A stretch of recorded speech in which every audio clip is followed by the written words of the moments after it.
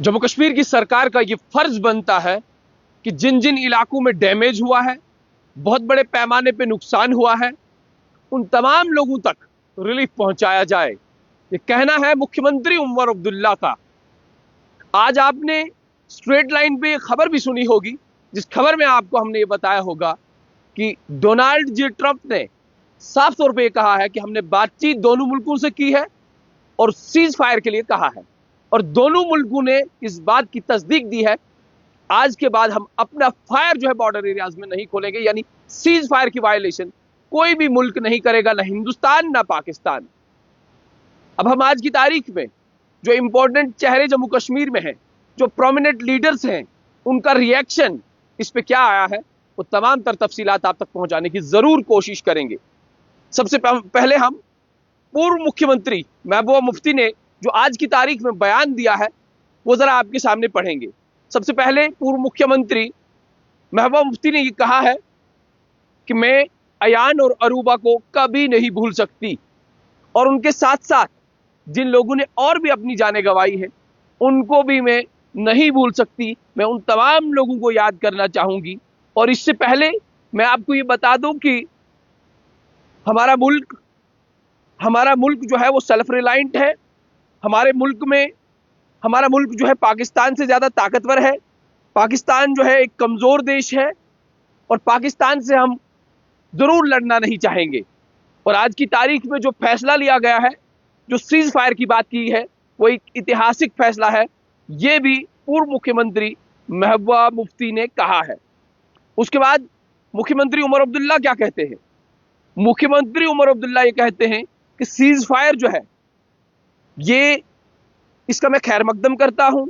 उसके बाद ये तारीखी फैसला है और ये फैसला जो है 3 दिन पहले हमने ले लेना चाहिए था, मगर 3 दिन पहले जो है शायद लेट हो चुका है और उसके चलते हमने शायद अपनी कीमती जानें भी गंवाई हैं।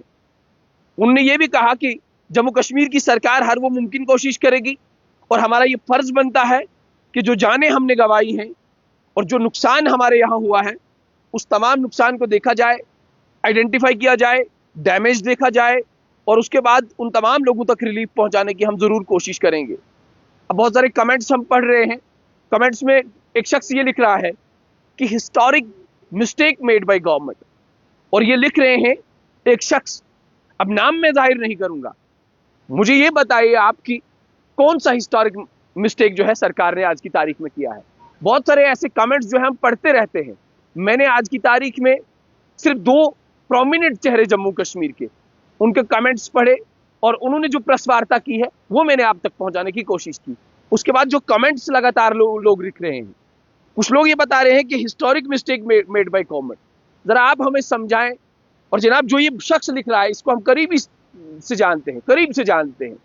अपने फैमिली मेंबर्स को खुद आप सेफर जोन में है, अपनी फैमिली को जबरदस्त तरीके से आपने रेस्क्यू किया, अपने फैमिली को आपने जम्मू से डोडा लाया, बटोत लाया, और उसके बाद आप ये कह रहे हैं historic mistake made by government.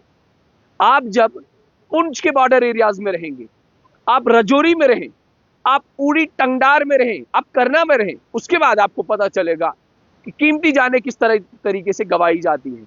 आप अरूबा के फैमिली मेंबर्स से पूछें, आप जो हमारे थापा साहब की यहाँ पे शहादत हुई है आप उससे पूछें, आप उन लोगों से पूछें जिन लोगों ने अपनी जानें यहाँ पे गंवाई है या जिनके फैमिली मेंबर्स ने अपनी जानें गंवाई है।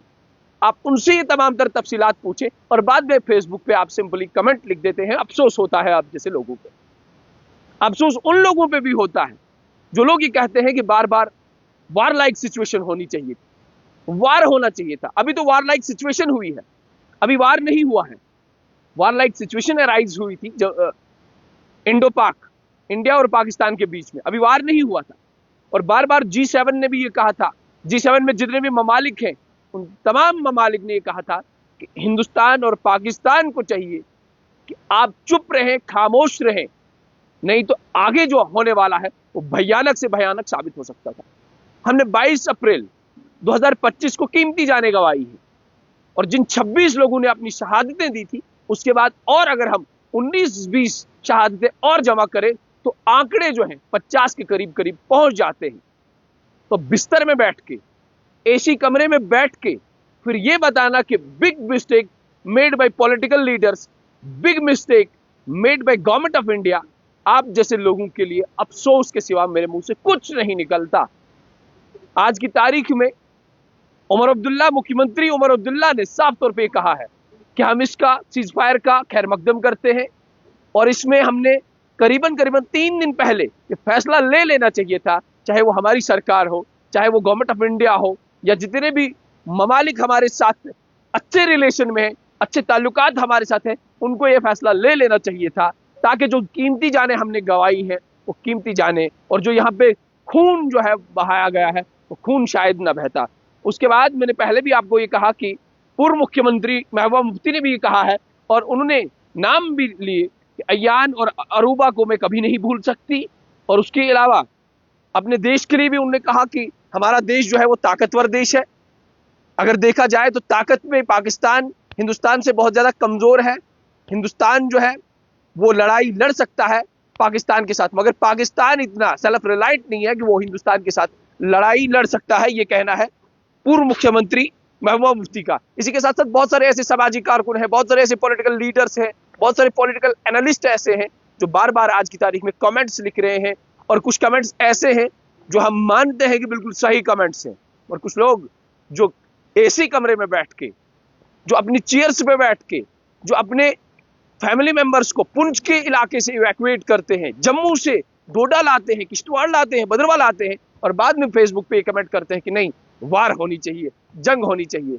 उन लोगों के फैमिली मेंबर्स से आप पूछें, जिन लोगों के फैमिली मेंबर्स, जिन लोगों के बच्चे अभी बॉर्डर एरियाज पे लड़ रहे हैं, उन फौजियों से आप पूछें जो आपके लिए और मेरे लिए सुबह शाम तहफ़्फ़ुज़ करते हैं।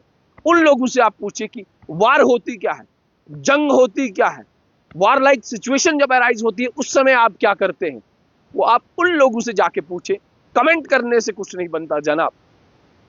हम इस समय जो रिव्यूज हमारे पास आए थे, और बहुत सारे ऐसे रिव्यूज हैं, मगर मैंने कुछ प्रोमिनेंट चेहरे जो है आपके सामने, जो आज प्रेस वार्ता हुई, वो प्रेस वार्ता के दौरान जो कमेंट्स उन्होंने बताए और जो प्रेस वार्ता में उन्होंने बातें की, मैंने आप तमाम लोगों तक पहुंचाने की जरूर कोशिश की।